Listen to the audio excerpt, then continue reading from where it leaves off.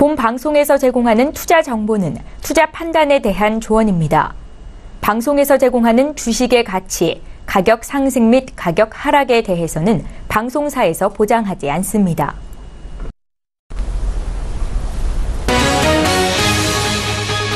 헤드라인 뉴스입니다.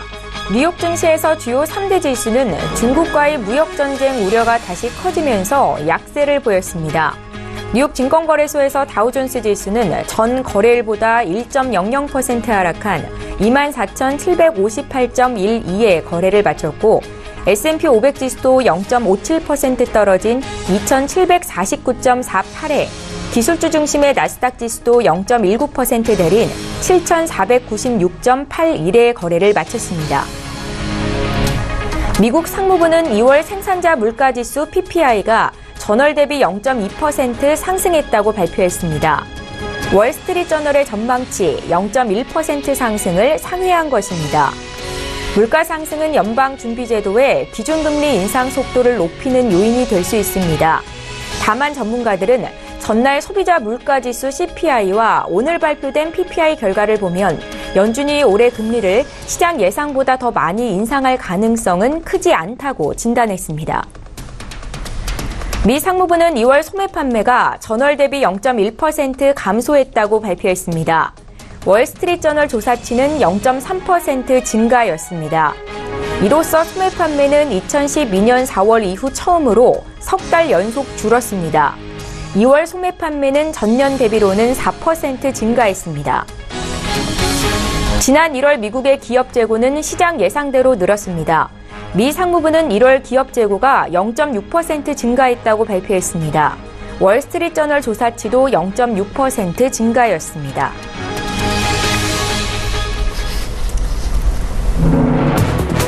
시청자 여러분 안녕하십니까? 출발 증시와이드 시작합니다. 최은정입니다. 미 트럼프 대통령의 관세 부과 방침이 시장의 불확실성을 더하고 있습니다. 자, 오늘 상승 출발한 미국 뉴욕 증시가 장중 하락으로 전환한 이후로 하락세로 거래를 마쳤는데요. 트럼프 미 대통령이 중국에 더 강력한 관세를 부과할 수 있다라는 전망이 나왔고 무역 전쟁에 대한 우려감이 커지면서 주가 영향이 있었습니다. 중국에 매년 수백억 달러 어치의 항공기를 판매하는 보잉의 주가가 장중 5% 가까이 급락하는 등 투자 심리를 위축시키는 요인이 됐는데요. 보잉의 주가는 종가 기준으로는 2.4% 하락했습니다. 보잉에 포함된 다우존스 지수는 오늘 1% 조정을 받았습니다. 자, 어제 국내 증시 마감 상황도 간단하게 전해드리겠습니다. 최근에 상승세를 탔었던 코스피 지수가 5거래일 만에 소폭 조정받는 쉬어가는 움직임이 나타났습니다. 어제장 외국인들은 매도세를 보였는데 그러면서도 전기 전자 업종에 대한 사자세는 지속하는 모습이었고 덕분에 코스피 낙폭이 크지는 않았었습니다. 어제 코스피는 0.34% 내린 2,486으로 거래를 마쳤고요. 종일 약세를 보이던 코스닥은 장 후반 들어서 상승세로 전환하면서 닷새 연속 오름세를 이어갔습니다. 자, 오늘 국내 증시 움직임 어떨지 오늘도 증시에 영향을 미칠 국내외 이슈 분석을 도와드리도록 할 겁니다. 3월 15일이고요. 출중 일부 시간 지금 본격적으로 시작합니다.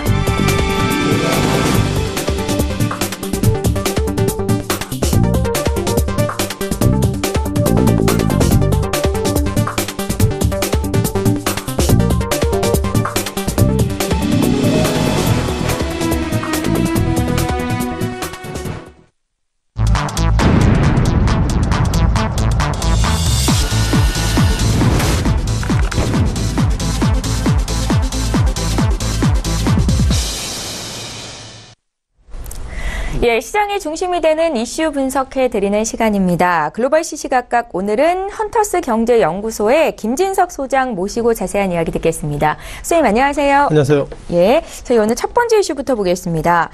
트럼프 미 대통령이 보수 성향인 경제평론가이자 또 CNBC 방송 진행자인 레리 커들로를 신임 백악관 국가경제위원회 위원장으로 낙점시켰습니다. 이 커들로라는 인물은 자유무역 옹호자로 알려져 있는데요. 있는데요. 이번 인사가 미국 경제 정책에 어떤 영향을 줄지부터 좀 봐주십시오.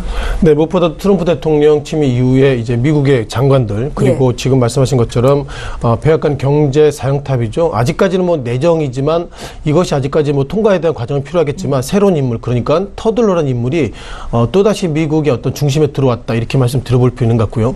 자, 한국 입장에서 보면 과연 이렇게 인물들이 들어옴으로 인해서 한국에 어떤 영향이 미칠지 그것이 가장 시장의 큰 관점이라고 좀 보면 좋겠습니다. 자, 무엇보다 트럼프 대통령이 최근 들어서 상당히 인사 관련돼서 좀 이렇게 그 한 나라의 장관을 이렇게 바꾸는 것이 맞나 할 정도로 예상보다 해프닝이 좀 많이 있었는데요.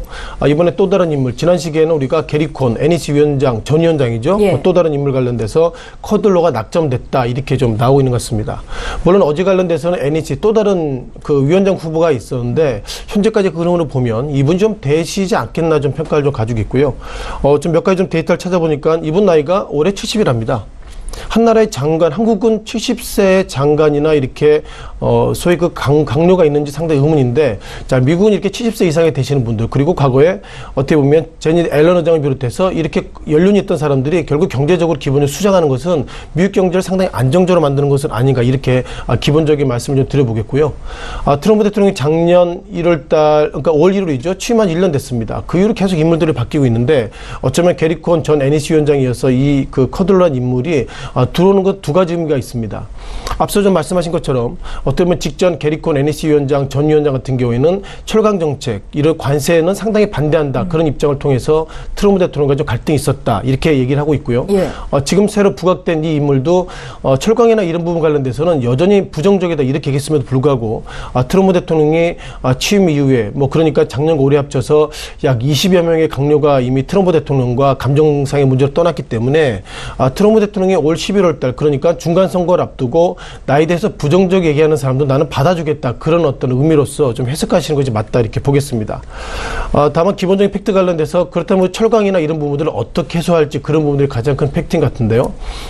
지난 시기에 트럼프 대통령이 철강 그리고 알루미늄 관세 이런 부분을 예상보다 좀 옥조이겠다 얘기했는데 어쩌면 이런 커들러한 인물이 들어감으로 인해서 철강 그리고 알루미늄 이런 부분들이 관세 부과가 좀 더 약화되지 않을까 그런 기대감이 있기 때문에 지금 미국 의회에서는 새로운 인물 그러니까 과거 CNBC에 어떻게 보면 트럼프 대통령 같이 경제 기본적으로 진행을 했던 인물이기 때문에 그런 부분에서 트럼프 대통령이 코드가 맞지 않나 싶은데요.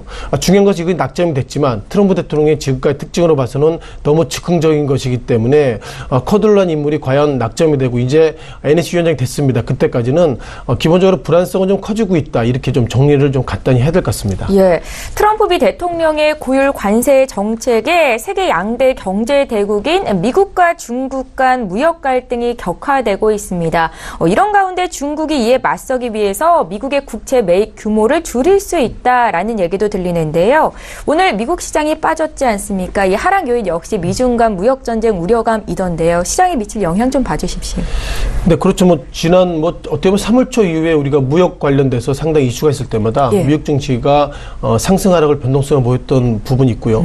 뭐 지난주만 하더라도 북한과 북미 어떻게 보면 회담 기대감 속에 상당히 지역적 리스크가 없어졌다 하지만 기본적으로 깔려 있는 것은 미국과 중국 간의 이런 어떤 무역 간의 갈등을 어떻게 해소할 것인가 그런 부분들이 시장을 상당히 좀 어렵게 만든다고 지금 얘기를 하고 있습니다. 어저께 파이낸셜 타임즈는 이런 코멘트를 했는데요.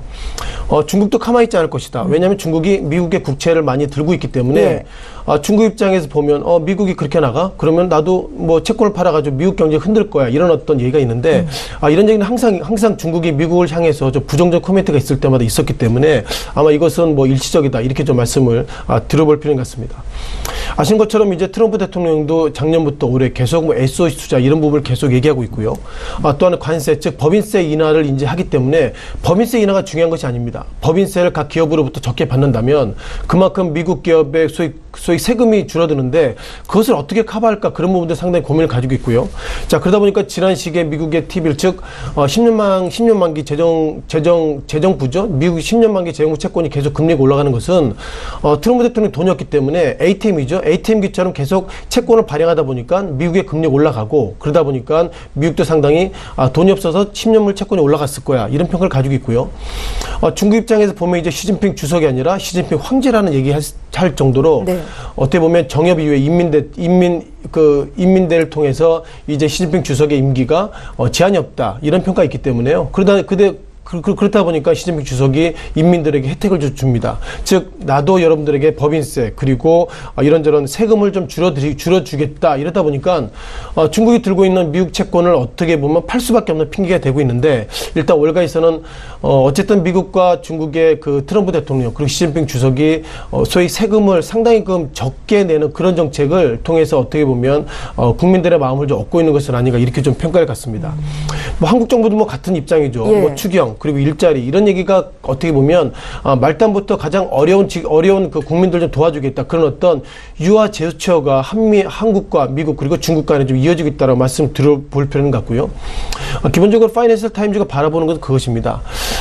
통상 우리가 만약 미국이 한국 관련돼서 철강 이런 이슈가 있을 때마다 우리가 WTO에 제소한다 이런 얘기하고 있는데 제소하면 이게 하루 이틀 끝나는 것이 아니고요. 길게 보면 2년 때는 3년 되기 때문에 아직까지 한국이 갑을 관계가 있다고 좀 말씀을 드리겠는데 네. 을이 갑을 향해서 소송을 하더라도 그것이 몇 년 정도 걸리다 보면 을이 결국 부도나는 그런 입장과 대비해 본다면 중국 입장에서 보면은 결국 WTO 제소보다 이렇게 나는 미국의 어떤 국제 채권물을 나는 팔므로써 미국의 어떤 경제를 흔들 거야 그런 시그널을 계속 주는 것과 큰 틀에서 좀 같다 이렇게 보겠습니다. 자 그럼 우리가 어떻게 보면 미국과 중국을 넘어서 잠깐 좀 화면을 통해서 시장을 좀 리뷰를 좀 들어보겠는데요. 예.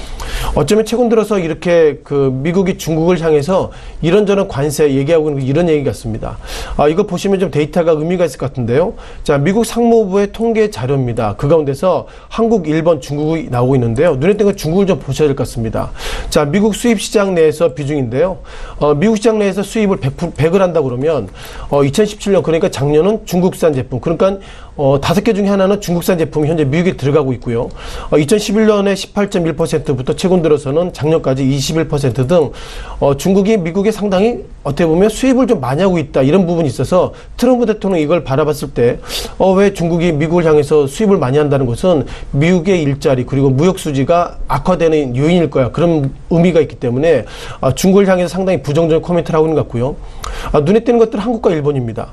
한국 2011년도에는 미국의 제품 가운데서 100%면 2.6%가 한국 제품인데요. 2017년 그러니까 작년 같은 경우에는 3%이기 때문에 0.4%밖에 차이가 없는데 미국이 왜 이렇게 한국을 뭐 철강을 비롯해서 뭐 이런저런 것을 한다는 거 보면 어쨌든 이것은 어떻게 보면 경제적인 부분이 아니라 정무적으로 풀어야 될 것은 아닌가 이런 좀 판단을 가질 것 같습니다. 자, 그럼 이제 한국 입장에서도 우리도 이제 컴플레인 할 수 있죠. 우리의 고민은 그것입니다. 우리가 작년에 한국 이외 나라에서 수입을 했을 때 미국 제품이 10% 들어오고 있고요. 중국 제품이 20% 들어오고 있습니다. 눈에 띄는 것들은 20% 즉 10개 가운데서 2개, 5개 가운데서 1개가 중국 제품인데 한국 입장에서 보면 중국의 배터리 회사죠. 배터리 회사가 10,000원짜리, 20,000원짜리가 충전이 너무너무 잘 되고 있습니다. 그러니까 우리가 이게 샤오미 실수를 할 정도로 중국 제품이 가성비가 좋기 때문에 한국에 들어온 것은 맞는데 미국 입장에서 보면 그것입니다. 2011년도에는 미국 제품이 8.5% 들어왔는데 2017년도 돼도 10.6%인다는 것은 결국 미국 한국을 향해서 이것이 10%가 아니라 중국처럼 20% 정도 한국이 수입해달라 그런 요구를 좀 하고 있기 때문에 전체적으로 한국이 미국을 향해서 그렇게 별로 최근 들어서 이득이 없지만 그럼에도 불구하고 미국이 중국과 한국을 관세를 상당히 좀 강하게 하고 있다는 거 보면 상당히 한국이 좀 힘든 구조로 들어서는 것은 아닌가 이렇게 좀 말씀을 드리겠습니다. 예. 정리하면 이렇게 정리해야 될 것 같은데요. 어쨌든 미국이 중국을 향해서 이런저런 얘기하고 있다는 것은 그것이 결국 한국에도 영향을 미치기 때문에 제가 볼 때 한국이 앞으로는 미국을 향해서 그리고 중국을 향해 수출이 지금보다는 좀 더 어렵지 않겠나 이렇게 좀 부정적인 말씀을 좀 드려보겠습니다. 예, 계속해서 무역 갈등에 대한 이야기를 나누게 되는데요. 이런 가운데 한미 FTA 3차 개정 협상이 현지 시간으로 15일 미국 워싱턴 DC에서 열리게 됩니다. 23일에 발효를 앞둔 미국의 철강 관세 부과 조치에서 우리나라를 제외시키기 위한 협상 역시 함께 동시에 진행이 되는데 방향은 어떨까요? 일단 협상이라는 게 저거죠. 한미 FTA 재협상이 이제 15일이면 3차까지 열리고 있는데요. 자, 앞서서 뭐 표를 통해서 말씀드렸지만 한국과 미국이 대등하게 서로 협상한다. 이것은 좀 우리가 좀 기본적으로 가지고 있는 패가 그렇게 크지 않고요. 다만 미국이 요구하는 것을 우리가 얼마나 적게 받아들일지 그것이 가장 의미이기 때문에 한미 FTA 재협상이라는 표현보다도 갑과 을 가운데서 서로 간에 의견을 주고받는다. 이런 표현이 좀 더 적절하지 않을까 이렇게 말씀을 드려보겠습니다. 네. 자, 무엇보다도 몇몇의 협상을 통해서 상당히 미국을 한국을 향해서 상당히 부정적인 얘기를 하고 있는데 아무래도 이걸 좀 이번에도 뭐 차트를 통해서 다시 한번 리뷰를 좀 간단히 드려보는 게 좋을 것 같습니다. 이게 상당히 웃긴 얘기인데요. 최근 들어서 한국은행은 이런 얘기하고 있습니다. 우리가 미국을 향해서 수출을 조금 하고 수입을 많이 하고 있어. 이것을 자랑하고 있는데 이것이 자랑할 것이 아니라 한국 입장에서 보면 그만큼 무역 수출자가 줄어드는 부분인데 그럼에도 불구하고 트럼프 대통령 그리고 미국 행정부를 향해서 우리가 수출을 그만큼 적게 하고 있어. 이것을 좀 자랑하는 것이 보도자료로 나오고 있다는 거 보면 미국의 눈치를 보고 있다. 이렇게 좀 보시면 좋겠고요. 네. 자, 서서히 길었습니다만 지금 화면을 좀 보셔야 될 것 같습니다. 자, 이것이 뭐 정부가 발표된 자료인데요. 눈에 띄는 것들은 이것입니다. 2011년도 한국이 미국을 향해서 수출을 562억 달러, 2011년도에는 562억 달러 했고요. 작년에 686억 달러 했습니다. 중요한 것은 2011년도보다 늘었지만 정부가 강조하는 것은 어떤 내용이냐면요.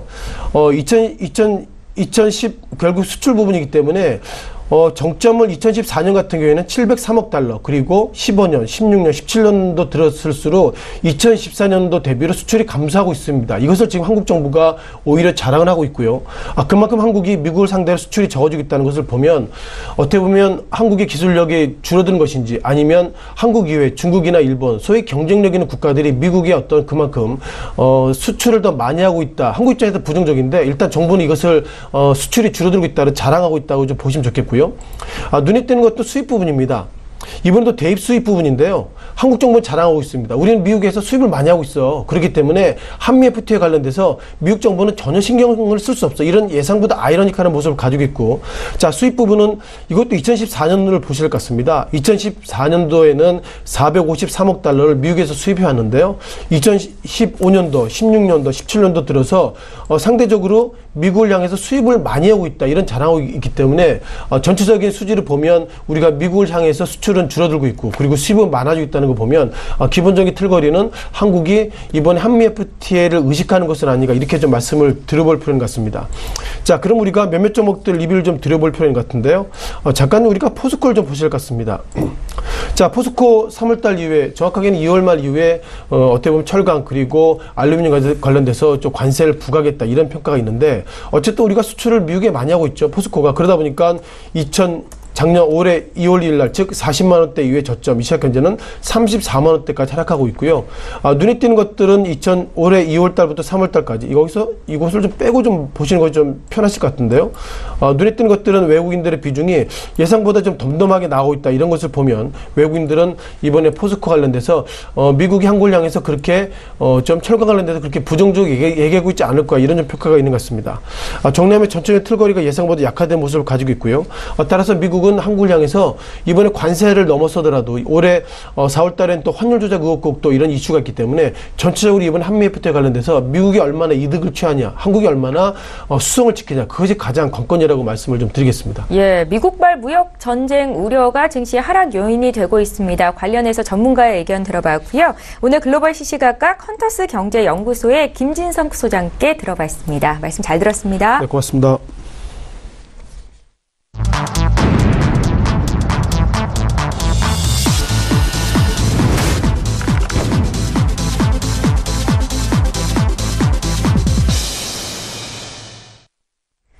예, 이번에 국내 시장 쟁점 구체적으로 보겠습니다. 라이브 이슈타임 시간이고요. SK증권 영업부 PIB센터의 이재강 이사 화상으로 만나봅니다. 이사님 안녕하세요. 네, 안녕하십니까. 예, 오늘도 첫 번째 이슈부터 보겠습니다. 지난해 말에 반도체 시장의 초호황기가 끝날 것이다라는 모건 스탠리의 보고서 내용이 있었습니다. 하지만 최근 시장을 보면 이 보고서 내용은 잘못됐다라는 생각이 드는데요. 최근 반도체 종목의 주가가 다시 오름세를 보이고 있는데 핵심 내용 좀 봐주십시오. 네, 삼성전자가 그동안의 약세에 벗어나면서 지난주부터는 뭔가 새로운 전환점을 마련한 듯한 그런 모습입니다. 전일 종가를 기준으로 250만 원대를 훌쩍 넘어서면서 이제 260만 원대 육박하는 그런 모습을 보여주고 있죠. 사실 삼성전자를 포함한 이 반도체 관련들의 주가 움직임이 중요한 이유 중에 하나는 여러분도 아시다시피 삼성전자가 국내 주식시장이 차지하는 비율이 워낙 큽니다. 삼성전자 단독으로도 20%가 넘는 시가총액을 유지하고 있고요. 그리고 그 계열사라든지 산업계에 미치는 파급 효과를 감안한다면 좀 과장되게 표현한다면 거의 절반 수준까지는 영향력이 있지 않나 하는 생각을 가져봅니다. 자, 그렇기 때문에 이 삼성전자의 주가 움직임이 곧바로 대한민국 주식시장의 움직임과 직결되는 그런 모습이죠. 자, 말씀해 주신 바와 같이 지난해 연말이었습니다. 삼성전자가 280만 원대를 돌파하면서 대망의 300만 원대도 이제 멀지 않았다 하는 인식이 확산될 즈음에 지난해 11월 27일이었습니다. 자, 세계적인 투자회사죠. 모건 스탠리에서 야, 이제 반도체 끝났다. 메모리 그 반도체 자가 사이클상으로 이미 정점에 돌입을 했고, 그리고 D램 랜드 프레시 가격이 이미 하락할 것이다. 그리고 지난해를 고점에서 올해 들어서는 공급 과잉 사태가 불거지면서 가격이 하락할 것이다 하는 의견을 제시하면서 삼성전자의 목표 주가와 투자 의견을 하향 조정하는 그런 모습을 보였습니다. 그래서 280만 원대를 넘어섰던 삼성전자의 주가가 220만 원대 올 연초까지 급락하는 그런 모습을 보였고요. SK 하이닉스는 9만 원대에서 7만 원대까지 하락하는 그런 아픔을 겪기도 했습니다만, 그러나 3월 들어서 새로운 바람이 반도체 관련주로 불어오고 있는 그런 모습입니다. 이제 3월달 중순밖에 되지 않았습니다. 그럼에도 불구하고 3월 한 달간 삼성전자는 거의 10%대에 육박하는 상승세를 보여주고 있고요. 그리고 SK 하이닉스는 무려 18%가 넘는 그런 3월달 들어서만의 상승률을 보이고 있다는 점입니다. 이것은 시가총액 1위, 다시 말해서 지수 연동성이 연관성이 가장 높은 대형주임에도 불구하고 종합지수의 상승률을 압도하는 그런 모습을 보여줌으로써 이 모건 스탠리의 판단, 분석 자료가 잘못된 것이 아니냐, 잘못된 것이다. 모건 스탠리가 오판한 것이다, 실수한 것이다 하는 인식이 확산되고 있는 것도 사실입니다. 이 반도체 관련주들이 이렇게 랠리를 모건 스탠리 그 투자 분석 하향 보고서에도 불구하고 랠리를 보이는 가장 큰 이유는요. 미국에서 IT를 포함 반도체 관련주를 포함한 IT 업종이 상승을 이끌고 있다는 점이죠. 또 하나 경제 지표가 계속해서 개선되는 그런 모습을 보여주고 있다는 점입니다. 또 하나 중요한 것은 모건 스탠리 분석 자료와는 반대적으로 올해 들어서도 반도체 가격이 계속해서 안정화될 것이다. 그리고 실적이 개선될 것이라는 전망이 계속해서 나오고 있습니다. 세계 3대 반도체 생산업체죠. 마이크론은 3월달 들어서만 무려 25%에 육박하는 상승률을 보이고 있습니다. 그리고 오늘 밤에, 우리나라 시간 오늘 밤입니다. 마이크론의 실적이 발표됩니다. 과연 실적도 이 주가와 마찬가지로 긍정적인 실적이 나온다면 국내 반도체 주식시장에 미치는 영향은 굉장히 클 것이다. 이렇게 예상이 됩니다. 또한 향후 반도체 관련 칩값이 매달 한 10%까지 상승할 것이다. 6개월 동안 적어도. 이런 전망이 나옴으로써 모건 스탠리 분석 자료를 반박하는 그런 리포트들이 계속 나오고 있다는 점입니다. 자, 오늘 밤에 마이크론의 실적이 과연 어느 정도 좋아졌는지 한번 판단해 볼 필요는 있겠습니다만, 이 마이크론의 주가가 100달러 선까지 상승할 것이다. 지금 59달러 선을 넘어서고 있거든요. 장중한 때 어젯밤에는 60달러 선을 넘어서는 그런 고공행진을 펼치면서 적어도 여기서 50% 정도의 추가 상승 가능성이 있다고 본다면 삼성전자도 다시 한번 직전 고점을 돌파하는 상승의 랠리를 보일 가능성이 크지 않을까 이렇게 예상이 됩니다. 그래서 오늘 밤에 실적 발표가 되는 내일 새벽이 나오겠죠. 마이크론의 실적 한번 주시해서 체크해 보십시오. 이렇게 말씀을 드립니다. 예, 잘 알겠습니다. 자, 두 번째 이슈는 이수만 회장이 이끄는 SM 엔터테인먼트가 콘텐츠 제왕으로 변신을 꾀하고 있다라는 소식입니다. 어제 전해졌는데요. SM이 연예기획사인 키스트와 FNC 에드컬처를 각각 전격 인수한다라고 밝혔습니다. 시장에 미칠 영향 좀 봐주십시오. 네. 국내 엔터테인먼트 관련주를 이끌고 있는 것이 SM의 이수만 회장이죠. 여러분도 잘 아시는, 우리나라 유명한 가수였죠. 이 이수만 회장이 최근 한 3, 4년 동안, 그죠? JYP라든지, 이런 경쟁 엔터테인먼트 회사의 그늘에 가래가 주춤하는 모습을 보였습니다만, 뭔가 다른 모습이 지난해부터 펼쳐지고 있죠. 자, 지난해 SK텔레콤의 자회사인 SK플래닛을 인수함으로써 TV 광고와 그리고 SK텔레콤의 플랫폼을 연계한 다양한 콘텐츠 개발이 가능해졌고요.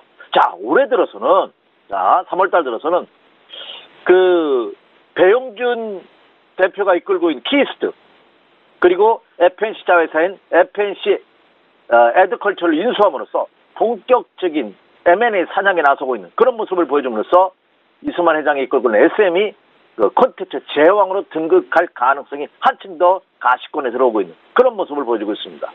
특히 키스트 대주주인 배용준 회장이 그 이끌고 있는 그 키스트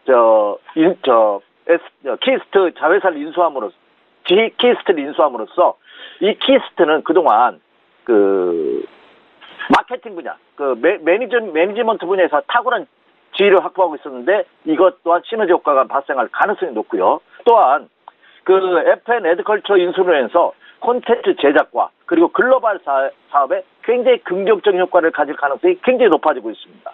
다시 말씀드려서 이 SM 엔터테인먼트는 이제 광범 위한 글로벌 엔터테인먼트로서 그 도약할 가능성이 한층 더 높아지고 있다는 점이죠.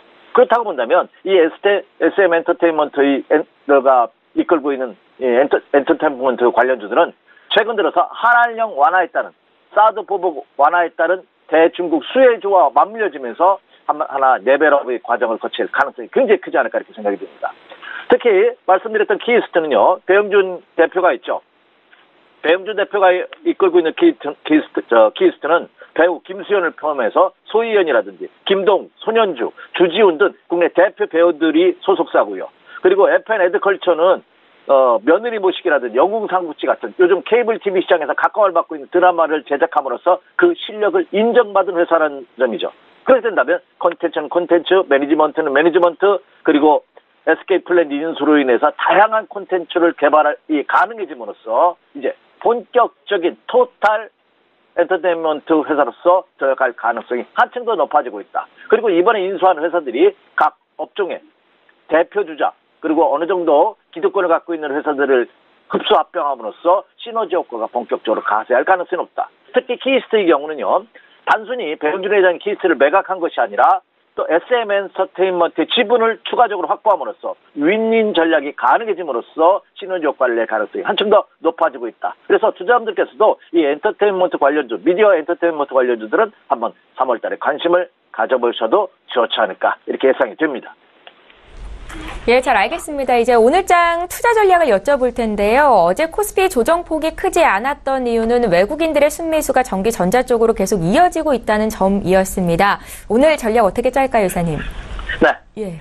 최근의 전략을 한자 성어로, 네자 한자 성어로 풀이한다면, 네자가 아니라 5자 그냥 한자 성어로 풀이한다면 출래불사춘이다 이런 말씀을 드리고 싶습니다. 자, 출래불사춘 여러분도 잘 아시는 단어죠. 봄은 왔지만 봄 같지 않다 하는 겁니다. 오늘 새벽에 출근하는데 봄비가 주룩주룩 내리더라고요. 오늘 특히 좀 잠을 좀 일찍 깼습니다. 이 봄비 소리에 깨서 보니까 비가 내리고 있어서 마음도 차분해지는 그런 물인데요. 출래분살추위라고 말씀드렸던 이유는요. 겨울이 길면 길수록 추위가 가면 갈수록 봄을 기다리는 마음은 간절합니다. 그런데 막상 봄이 왔다 하더라도 바로 따뜻한 햇살을 받기 어렵죠. 왜? 사만사온이라고 추위가 있습니다. 3일은 춥고 4일은 따뜻한. 그래서 겨울에서 봄으로 넘어가게 되면은 그냥 바로 날씨가 회복되는 것이 아니라 추운 날과 따뜻한 날이 교차하는 이런 과도기적인 과정이 있죠. 지금 주시장도 마찬가지가 아닐까 생각이 됩니다. 오늘 새벽에 난 뉴욕 증시. 참 대단합니다. 제가 대단하다고 말씀드렸던 그 변동성이. 그죠? 한쪽에서는 추가 상승할 것이다. 한쪽에서는 아니다. 좀 더 쉬어야 된다 하는 논란이 팽팽하게 이어지고 있습니다. 자. 남북 정상회담에 이어서 북미 정상회담으로 인해서 한반도에 그렇죠? 전쟁에 대한 우려감이 해소될지 모른다 하는 소식이 전 세계 주시장을 랠리로 이끌었다면 최근 들어서는 무역 보복이 완화될 것이다 아니면 강화될 것이다 이런 논란이 지속되고 있습니다. 자, 미국이 또 한번 포문을 열었습니다. 중국에 대해서 수입 물량에서 약 600억 불에 달하는 관세를 부과할 것이다 하는 발표를 함으로써 중국이 또 그에 상응하는 대북 제재, 보복 관세를 부여한다면 본격적인 미국과 중국과 미국 간의 무역 전쟁이 발발할지도 모른다 하는 불안감이 미국 증시를 상승해서 하락으로 이끄는 그런 모습을 보였죠. 그래서 미국 증시와 3대 지수가 모두 하락하는 그런 모습을 보였습니다. 따라서 미국 시장도 말씀드린 대로 출래 불사춘의 34원의 어떤 과도기적인 과정이 예상되고 있지 않나 생각이 됩니다. 국내 시장도 마찬가지입니다. 이미 앞서서 제가 이 시간을 통해서 여러분에게 자, 3월달은 변동성, 변화의 과정이 예상되고 있다. 그 기간은 3월 8일부터 3월 22일까지로 본다 하는 말씀을 이미 드렸습니다. 그 이유에 대해서도 설명드렸습니다. 그런데 자, 지난 주말부터 금주에 들어서는 그 방향성이 자, 변동성이 구간에서 방향성이 위로 상향 조정할 가능성이 굉장히 높다는 말씀을 드렸는데 그 전략에는 변함이 없습니다. 그런데 하나 체크할 사항, 주식시장에도 34원의 변동성이 변화가 우리가 나타나고 있다는 점을 꼭 명심하자는 겁니다. 자, 오늘은 제가 두 가지 체크 포인트를 제시해 드리려고 합니다. 주식시장은 상승과 하락과 횡보하는 세 가지 과정이 있다는 말씀 드렸습니다. 주식 투자는 확률이 50%가 아닙니다. 상승과 하락만 있는 것이 아니라 횡보하는 구간이 있습니다. 주식 투자는 횡보할 때나 하락할 때는 매매하지 말고 상승할 때만 매매하는 것이 정석이라고 본다면 주식 투자의 확률은 정확하게 말씀드려서 33.3%입니다. 3분의 1입니다. 그 타이밍을 잘 노리셔야 된다는 거죠. 자, 그렇다면 지금 시점은 어떠냐? 지금이 바로 어떤 상승과 하락의 분기점에 놓여져 있는, 그러나 상승의 가능성이 조금 더 높다 하더라도 여전히 혼돈된 모습을 보이고 있다는 점을 명심하시기 바랍니다. 제가 그것을 지표로 확인시켜 드리도록 하겠습니다. 지난 화요일 이 시간을 통해서 여러분에게 상승 유지, 매수 유지 체크 포인트를 제시해 드렸습니다. 미국과 한국에 대해서 다운존스 종합지수를 예로 든다면 24,903포인트다 하는 말씀을 드렸습니다. 그런데 오늘 새벽에 다우존스 종합지수가 24,900포인트를 붕괴시켰죠. 248포인트가 오늘 하락했습니다. 미국 증시가 크게 하락을 했죠. 1% 하락하는 그런 모습을 보였습니다. 그래서 24,758포인트입니다. 제가 매수 유지 포인트보다 100포인트 이상이 하락하는 모습을 보였습니다. 그러면 다우존스 종합지수에 투자하시는 분이나 매수는 하면 안 됩니다. 자, 국내 시장으로 보도록 하겠습니다. 국내 시장 제가 제시해 드리는 포인트는 얼마죠? 네, 2,432포인트입니다. 근데 국내 시장은 어때요? 어제 종가가 2,486포인트입니다. 50포인트 이상 많습니다. 그럼 국내 시장은 매수해도 된다는 얘기죠. 이 지수가 붕괴되기 전까지는. 자, 이 지수 포인트 명심하시기 바랍니다. 그러면 다우존스 종합지수가 자, 오늘 내 과연 24,900포인트를 회복할지 여부 한번 체크해 주시기 바라고요. 국내 주식시장은 2,432포인트가 붕괴되는지 여부 체크해 주십니다. 이것이 유지가 된다면 매수 마인드를 계속합니다. 그래서 지지선 유지 시에서는 분할 매수 전략을 계속해서 유지하자 하는 전략에는 변함이 없습니다. 단, 제가 오늘은 그럼 추세 이탈을 한다면 우리가 어떻게 감지해야 되느냐? 그래서 제가 지표로도 한번 설명해 드리도록 하겠습니다. 추세를 이탈한다면 자, 미국은 매수 유지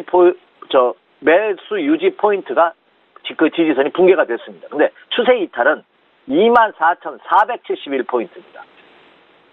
그럼 아직도 300포인트 이상 미국 시장에 추가 하락을 해야지만 추세 이탈입니다. 그러나 아직은 미국 시장은 추세가 이탈하지 않는, 그러니까 추세가 이탈하지도 않고 상승 전환하지 않는 어떤 그 중간 구역에 놓여져 있다는 얘기죠. 그리고 국내 주식시장 어떠냐? 코스피 시장을 기준으로 본다면 2,405포인트, 그러니까 2,400포인트가 붕괴돼야지만 추세 이탈입니다. 그러면 국내 주식시장 추세 이탈까지는 다소간의 여유가 있지 않나 생각이 됩니다.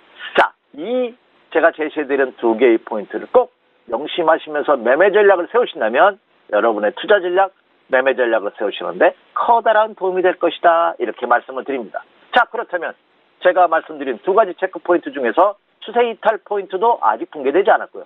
그리고 국내 시장은 매수 유지 포인트 선을 그대로 유지하고 있다 하는 점입니다. 그렇기 때문에 오늘이 목요일입니다. 비 내리는 목요일입니다. 오늘과 내일장 역시 분할 매수 전략이 가능하다 이렇게 말씀을 드립니다. 자, 그럼 어떤 종목을 매수하게 되겠냐? 매수 관심을 가져볼 종목에 대해서는 지난 화요일장 말씀드렸던 종목과 변함이 없습니다. 첫 번째, 역시 반도체 관련주입니다. 삼성전자와 SK 하이닉스가 이끌고 있는 반도체. 최근 들어서 SK 하이닉스에 대해서 외국인 투자가 엄청난 매수율을 보이고 있습니다. 지난달에 2월달에 외국인 투자가는 국내 주식시장에서 4조 원 가까운 매도 물량을 내놨습니다. 지난 1월달 매수한 것보다 더 많은 물량을 매도했죠. 그런데 매수한 종목 중에 대표적으로 SK 하이닉스가 포함되고 있습니다. 자, SK 하이닉스를 매수하는 이유가 뭘까요? 그만큼 시장에 대한 긍정적인 시나리오를 그들은 갖고 있다는 겁니다. 앞에 모두에 언급해드렸죠. 모건스탠리 오판이다 하는 말씀드렸고 올해도 반도체 경기가 호조세를 이어갈 것으로 각 애널리스트, 분석가들이 이미 분석자를 내놓고 있습니다. 자, 그렇다면 삼성전자, SK하이닉스 역시 눈여겨보셔도 좋지 않을까 생각이 되고 역시 부품 관련주 삼성전자, SK하이닉스에 납품을 하고 있는 전공정, 후공정 업체들 특히 개별 주식을 좋아하시는 개인 투자분들께서 눈여겨보셔 주십시오. 이렇게 말씀드립니다. 자, 다음으로서는 조선입니다. 조선 경기가 아직 회복되지 못하고 있습니다. 그러나 이미 최악의 상태는 벗어났다는 점 꼭 명심하시기 바랍니다. 주식 투자는요, 선행지표입니다. 현재는 안 좋다 하더라도 6개월 후, 1년 후 그 업황과 그 기업이 실적이 호전될 것이다 하는 확신만 든다면 이미 매수세는 미리 들어온다는 얘기죠. 그런 차원에서 조선주도 역시 눈여겨보시기 바라고요. 정유 마찬가지죠. 자, 오늘 새벽에 끝난 그 정유주기 주가 WTI라든지 브렌트유가 소폭 상승하는 모습을 보였습니다. 혼조된 양상을 여전히 60달러 선에서 보여주고 있지만 그렇죠. 역시 안정권의 모습을 보이고 있기 때문에 정유주도 같이 눈여겨보셔야겠고요. 그리고 지수가 상승 전환하고 매수 유지 포지션을 따라간다면 낙폭과대된 금융주들도 관심을 가주셔도 좋겠다 이렇게 생각이 됩니다. 따라서 전반적으로 아직은 혼조 양상입니다. 그렇죠? 어디를 튈지 깨구리가 어디를 튈지 전혀 방향을 잡지 못하는 지난주 경칩이 지났죠. 깨구리가 아래에서 깨어나는 날입니다. 이 깨구리가 어디를 튈지 아직 모릅니다. 하지만 방향은 그렇죠? 하락보다는 상승 쪽에 무게비중을 두되 그 시점은 역시 여러분이 제가 제시해드린 체크포인트를 중심으로 해서 판단해 보신다면 매매하는데 어려움은 없을 것이다 이렇게 확신합니다. 그래서 오늘 비 내리는 목요일입니다. 여전히 시장은 악재와 호재성 재료가 공존하는 모습을 보여주고 있습니다만 이럴 때일수록 좀 더 냉철한 투자 전략을 가지고 임하신다면 여러분의 목적을 달성할 수 있지 않을까 이렇게 예상이 됩니다. 이상입니다.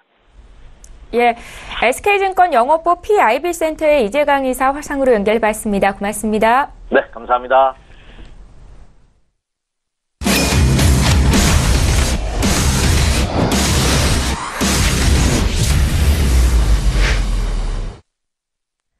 예, 선제 트레이더의 선물 하이킥 시간이고요. 국내의 선물 시장 흐름과 투자 전략까지 짜드립니다. 오늘은 선제 트레이더 전화로 만나보겠습니다. 안녕하세요. 네, 안녕하십니까. 예, 오늘도 국내 선물 시장 투자 전략부터 여쭤보죠. 네. 자, 우선 어제 323.7080대까지 저희가 매수를 열었다. 그 다음에 매도를 다시 보고 그 다음에 어제는 이 구간들 막고 다시 저희 매도 전략을 펼쳤었습니다. 하지만 걔네들이 수익 주다 말고 하는 상태에서 어제 종가 때 좀 더 올라갔었고요. 그리고 다시 야장 때 내려오는 모습으로 끝났습니다. 자, 우선 보자면 아직 저희 국내 선물 이 구간들 막고 매도 전략 펼쳤다가 약간 밀려있는 상태죠. 한 개당 20만 원 정도에 밀린 상태이기 때문에 오늘 추가적인 매도 전략들을 펼쳐볼 생각인데요. 우선 중요한 건 이겁니다. 저희가 봤던 이 구간들 매수로 갔다 다시 되돌아와서 막고 밀려주느냐의 그림이고요. 우선 저희는 319 지수 체크하는 구간까지를 매도 전략 펼쳐보고 있습니다. 자, 일봉상의 그림 잠깐 보겠습니다.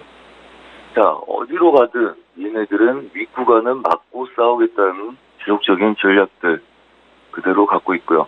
그렇다면 야간장 때 지속적으로 4번, 5번 올려서 확인하고 있는 324지수 여전히 잘 막아내는지 큰 그림에서는 중요할 거고요. 그 다음에 아래 구간들 지지력들 깨는지 보는 게 중요할 거라고 봅니다. 우선은 혼주세 장세라고 여기고 대응하시는 게 좋을 거고요. 그 다음에 여유있게 분할 대응에 그 다음에 물량 크게 싣지 않는 매매 전략들 유효할 거다 이렇게 말씀드리겠습니다.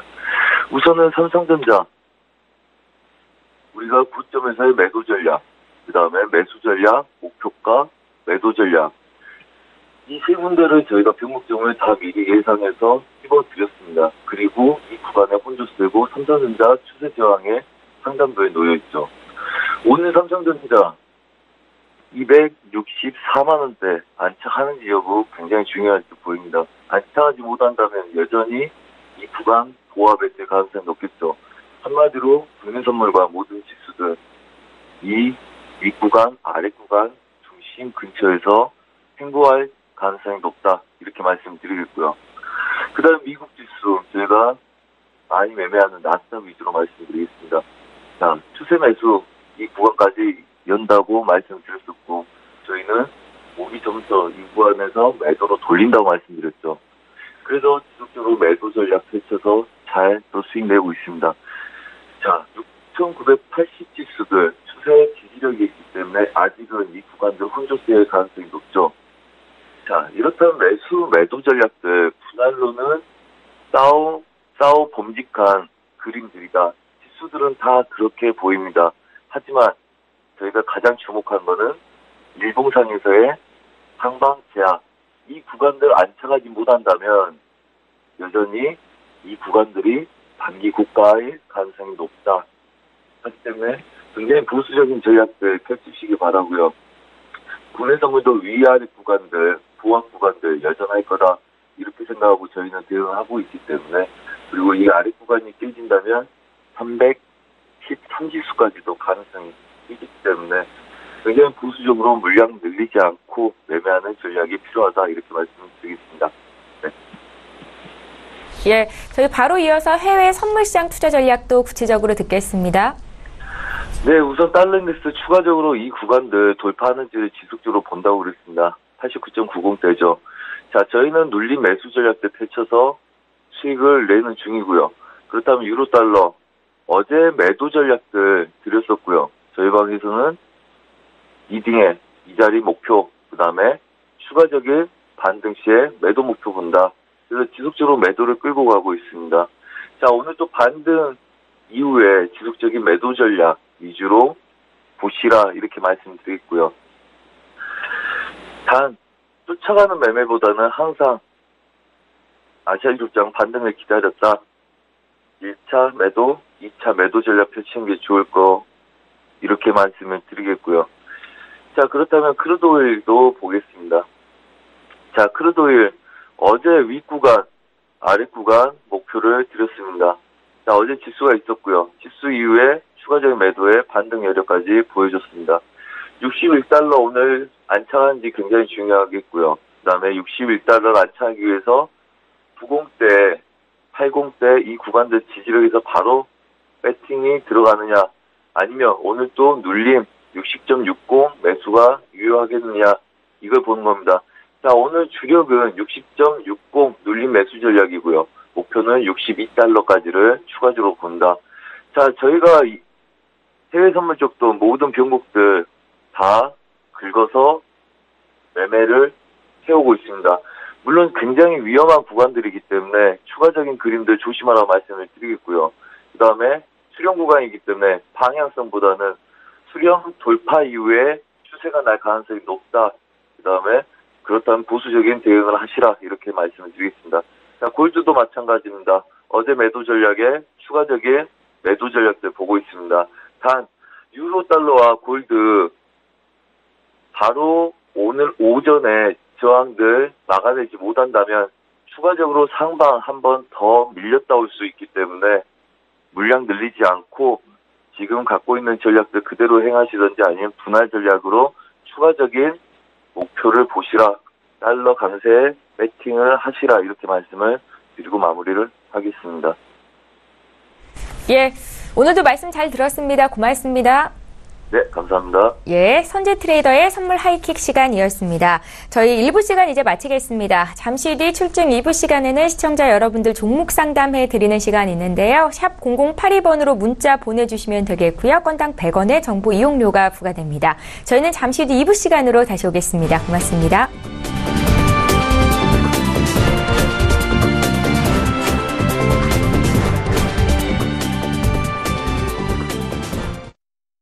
본 방송에서 제공하는 투자 정보는 투자 판단에 대한 조언입니다. 방송에서 제공하는 주식의 가치, 가격 상승 및 가격 하락에 대해서는 방송사에서 보장하지 않습니다.